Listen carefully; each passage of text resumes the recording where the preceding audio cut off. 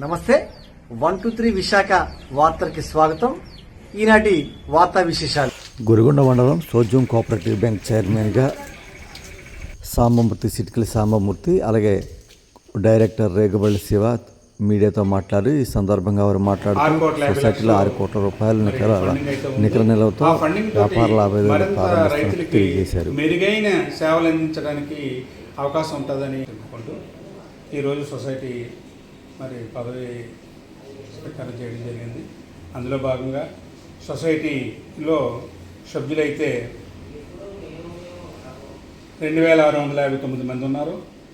షేర్ధనం కూడా 66,71,242 రూపాయలు షేర్ధనం కూడా రైతులది ఉంది.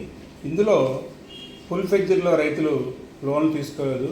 క్రాప్ లోన్లు అయితే తక్కువ 251 మంది 532 మంది క్రాప్ లోన్ తీసుకుంటున్నారు.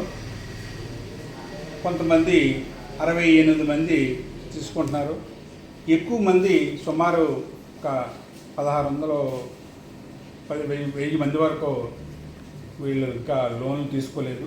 కారణం ఏంటంటే కోఆపరేటివ్ బ్యాంకులో ఎక్కువ వడ్డీ పడిపోతుందనో ఏదో తప్పుడుగా ఆలోచన తప్ప కోఆపరేటివ్ బ్యాంకులోనే బాగుంటుంది. ఎందుకంటే రైతు కొంత వడ్డీ రాయితీలు వేయిస్తుంది కాబట్టి కోఆపరేటివ్ బ్యాంకులో మరి తీసుకొని ప్రభుత్వం ఇచ్చే రాయితీలు కూడా పొందాలి.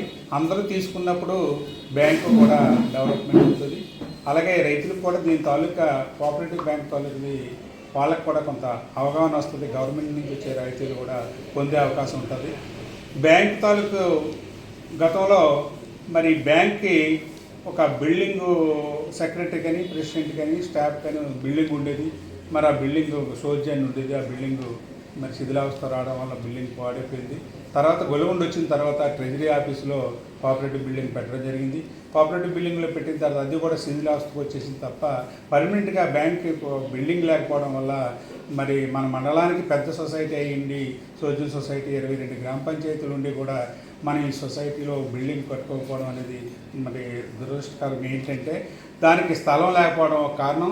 ఆ స్థలం చూపించినట్టయితే సెంట్రల్ బ్యాంక్ తాతారావు గారు మొన్న మార్కెట్ యాడ్కి వచ్చినప్పుడు తాతారావు గారి తోటి మాట్లాడినప్పుడు తాతారావు గారు మీరు స్థలం చూపించినట్టయితే సెంట్రల్ బ్యాంక్ నుంచి ఫండ్ రిలీజ్ చేస్తాం, బిల్డింగ్ ఫండ్ అని కూడా చెప్పడం జరిగింది. మరి అందులో భాగంగా బిల్డింగ్ కట్టినట్టయితే రైతులు కూడా, ఎందుకంటే బంగారం లోన్ తీసుకున్న ఇటు స్టాఫ్కి సెక్యూరిటీ ఉంటుంది కాబట్టి మనం పర్లేదు, బిల్డింగ్ ఉంది, దాని మండలంలో ఉంది, పోలీస్ స్టేషన్ ఉంది, తగ్మా బ్యాంక్ లాగే కోఆపరేటివ్ బ్యాంక్ కూడా మనం పెట్టిన వస్తువులు ఏమవ్వు అని ఒక ఆలోచన నమ్మకంతో రైతులు కూడా ఇవ్వచ్చు. అలాగే స్టాఫ్ కూడా ధైర్యం ఉంటుంది. ఎందుకంటే బిల్డింగ్ బాగుంటే తప్ప మరి వీళ్ళు ఎక్కడ అది బంగారం అనేది పెట్టడం జరగదు.